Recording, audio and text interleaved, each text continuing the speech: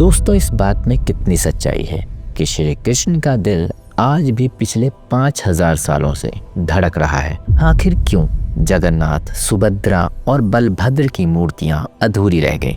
इस बात के पीछे क्या वजह है कि जब 12 साल बाद मूर्तियां बदली जाती हैं तो पूरे शहर की लाइट बंद कर दी जाती है? जानेंगे इन सभी बेहतरीन सवालों के जवाब आज की इस वीडियो में। आगे बढ़ने से पहले वीडियो को लाइक कर दें। दोस्तों, आज हम ऐसे हिंदू तीर्थ स्थल की बात करने जा रहे हैं जिसे न केवल देश में बल्कि दुनिया भर में प्रसिद्धि मिली हुई है, और ये मंदिर ओडिशा में मौजूद है, जिसे लोग जगन्नाथ पुरी मंदिर के नाम से जानते हैं। जगन्नाथ पुरी का नाम ले और जगन्नाथ रथ यात्रा का नाम ना ले तो मानो जगन्नाथ मंदिर की यात्रा अधूरी है। दोस्तों, जगन्नाथ यात्रा में न केवल लोकल्स बल्कि विदेशों से भी लोग बढ़ चढ़ कर हिस्सा लेते हैं।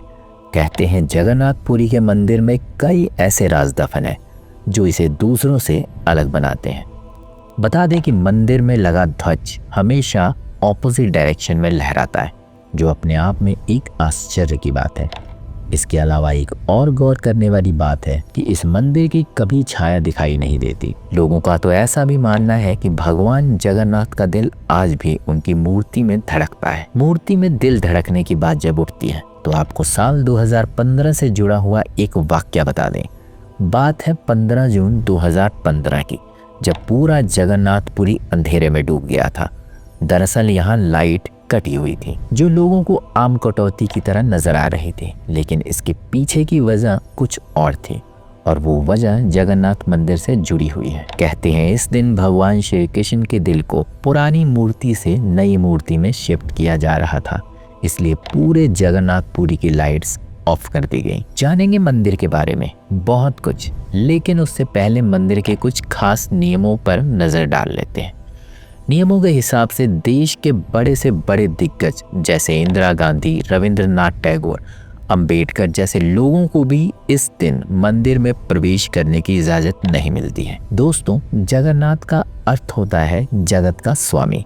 हिंदू धर्म में अगर चारों पवित्र धामों का जिक्र किया जाए तो उसमें एक है जगन्नाथपुरी का मंदिर, जिसका उल्लेख प्राचीन ग्रंथों में भी किया गया है। कहते हैं जगन्नाथपुरी से जुड़े कई रहस्य हैं जो आज तक नहीं सुलझ पाए हैं, जैसे भगवान श्री कृष्ण का दिल, जिसके बारे में आज तक कोई नहीं समझ पाया है। लोगों का ऐसा कहना है कि ये एक ऐसा रहस्य है जिसे ना तो आस्था की दृष्टि से और ना ही वैज्ञानिक दृष्टि से सुलझाया जा सकता है। हाँ, ये जरूर है कि हर 12 सालों के बाद एक ऐसी प्रक्रिया मंदिर में होती है जिसमें भगवान जगन्नाथ के साथ साथ बलभद्र और सुभद्रा की लकड़ी की बनी पुरानी प्रतिमा को हटाकर नई प्रतिमा को स्थापित कर दिया जाता है। यहाँ तक तो सब ठीक है, लेकिन जो गौर करने वाली बात है वो ये है कि तीनों प्रतिमाओं में मौजूद एक दिव्य तत्व को निकालकर नई मूर्तियों में स्थापित किया जाता है, और इस प्रक्रिया को करने के लिए काफी रूल्स माने जाते हैं। जब ये रिचुअल होता है उस समय पर पूरे शहर की इलेक्ट्रिसिटी बंद कर दी जाती है और अंधेरे में यहाँ काम होता है। इसके अलावा CRPF के कमांडोज इस मंदिर की सुरक्षा करते हैं ताकि कोई भी व्यक्ति मंदिर के अंदर ना आ सके। कहते हैं कि इस रिचुअल को मंदिर के पुजारी ही पूरा करते हैं, लेकिन मंदिर के पुजारियों के लिए भी रूल्स हैं जिसमें वो आंखों पर पट्टी और हाथों में मोटे मोटे दस्ताने पहनते हैं ताकि वो ब्रह्म पदार्थ के बारे में ना जान सकें। लेकिन फिर भी कुछ पुजारियों ने अपने व्यूज शेयर किए हैं और कहा है कि जब उन्होंने ब्रह्म पदार्थ को हाथ में लिया तो उन्हें इस बात का एहसास हुआ कि मानो उनके हाथ में कोई खरगोश जैसी जिंदा चीज उछल रही हो। लोगों का ऐसा मानना है कि जिस ब्रह्म पदार्थ की बात की जा रही है वो कुछ और नहीं बल्कि श्री कृष्ण का दिल है, जो 5000 सालों से आज भी धड़क रहा है। अब हमारी तरह आपके मन में भी ये जिज्ञासा जरूर गोते खा रही होगी कि क्या ऐसा संभव हो सकता है कि जिस ब्रह्म पदार्थ की बात की जा रही है वो श्री कृष्ण का दिल है? अगर है तो ये वहां तक कैसे पहुंचा? तो इस बात को जानने के लिए हमें समय के काल चक्र में पीछे लौटना होगा। आज से लगभग 5000 साल पहले महाभारत युद्ध में कौरवों की हार हुई और गांधारी ने अपने 100 पुत्रों के मरने पर क्रोध में आकर श्री कृष्ण को श्राप दिया कि जिस तरह आज मैं वंशहीन हुई हूँ, उसी तरह 36 साल बाद तुम भी अपने वंश का नाश होते देखोगे। उनके इस श्राप के अनुसार ऐसा ही हुआ। श्री कृष्ण के वंश का आपस में लड़ कर ही अंत होने लगा। ये सब देखकर श्री कृष्ण जंगल की ओर चले गए, जहाँ शिकारी ने गलती से उन पर तीर चला दिया, जिसके बाद श्री कृष्ण ने इस दुनिया को छोड़ दिया। अर्जुन को जब इस दुखद समाचार का पता चला तो उन्होंने भगवान का अंतिम संस्कार करने का निर्णय किया। अंतिम संस्कार में उनका शरीर तो जल गया, लेकिन उनका दिल यूं ही धड़कता रहा, जिसे देखकर सभी हैरान रह गए। तब अर्जुन ने उनके दिल को एक लकड़ी के ऊपर रखा और पानी में बहा दिया। पानी में बहता हुआ ये उड़ीसा नगरी में पहुंचा। उड़ीसा के नदी किनारे एक जनजातीय समूह रहता था, जिसमें उनके मुखिया ने जब इस ब्रह्म पदार्थ को देखा तो उन्हें समझते देर न लगी कि ये कोई दिव्य शक्ति है। इसके बाद उन्होंने इस दिव्य पदार्थ को नील महादेव के रूप में पूजना शुरू कर दिया। वहीं दूसरी तरफ मालवा के राजा भगवान श्री विष्णु के परम भक्त थे और उनकी एक ही इच्छा थी कि वो जीवन में एक बार भगवान विष्णु के दर्शन कर सकें, और इसी इच्छा को पूरा करने के लिए वे भगवान विष्णु से विनती करते हैं और उनकी विनती को एक दिन भगवान ने स्वीकार कर लिया। उन्होंने सपने में दर्शन देते हुए कहा, यदि तुम हमेशा मेरे समीप रहना चाहते हो तो तुम्हें धरती पर मौजूद नील महादेव नाम से मूर्ति को ढूंढना होगा और उसके बाद एक भव्य मंदिर का निर्माण करना होगा। भगवान के आदेश के अनुसार राजा ने अपने दूत को उसकी खोज के लिए भेज दिया, जहां उसकी मुलाकात उस जनजाति के मुखिया से हुई, जो गुफा में मौजूद इस दिव्य मूर्ति की उपासना कर रहा था। राजा द्वारा भेजे गए दूत ने उसके सामने मूर्ति के दर्शन करने की इच्छा जाहिर की। उन्होंने इस बात से इनकार कर दिया, क्योंकि उनका कहना था कि ये हमारी जनजाति का रहस्य है, जिसे हम अनजान के सामने नहीं उजागर कर सकते। दूत राजा का बहुत ही वफादार और चालाक सेवक था। उसने भी हार नहीं मानी, बल्कि विश्वासु यानी मुखिया की कन्या से शादी कर उनका दिल जीत लिया और फिर अपनी पत्नी की मदद से राजा के सेवक ने अपने ससुर को उस मूर्ति के दर्शन करने के लिए मना भी लिया। इसके बाद मुखिया उसे लेकर इस गुफा की ओर चल पड़ा, जहाँ पर नील महादेव मौजूद थे।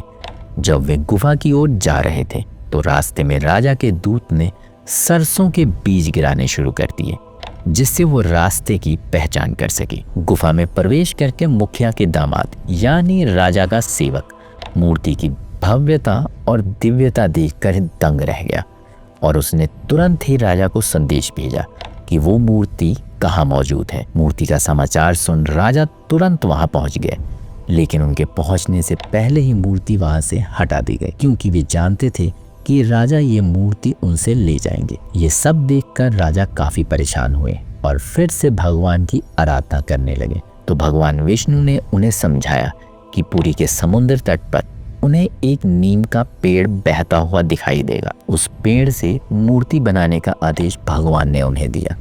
राजा ने वैसा ही किया जैसा भगवान ने कहा, लेकिन पेड़ को किनारे पर लाना आसान नहीं था।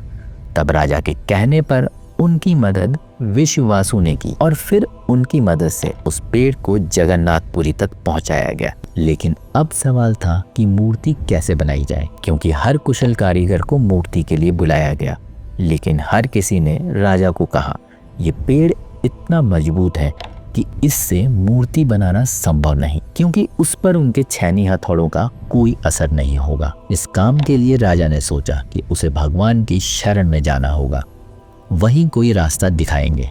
तब भगवान विष्णु ने उन्हें दर्शन दिए और कहा कि इस काम के लिए तुम्हें भगवान विश्वकर्मा की पूजा करनी होगी, वही तुम्हारे इस काम को सिद्ध कर पाएंगे। राजा ने विश्वकर्मा की पूजा की। उनकी पूजा से प्रसन्न होकर विश्वकर्मा राजा के पास पहुंचे और मूर्तियां बनाने के लिए तैयार हो गए। साथ ही ये शर्त भी रखी कि जब तक वो मूर्तियां बनाएंगे कमरे में कोई नहीं आएगा। राजा के आदेश के अनुसार सब कुछ वैसे ही चल रहा था, लेकिन एक दिन जब कमरे के अंदर से आवाज नहीं आई तो राजा ने दरवाजा खोल दिया और वहां पाया कि कोई नहीं है। वहां केवल भगवान जगन्नाथ, सुभद्रा, बलभद्र की मूर्तियां मौजूद थीं, लेकिन अधूरी।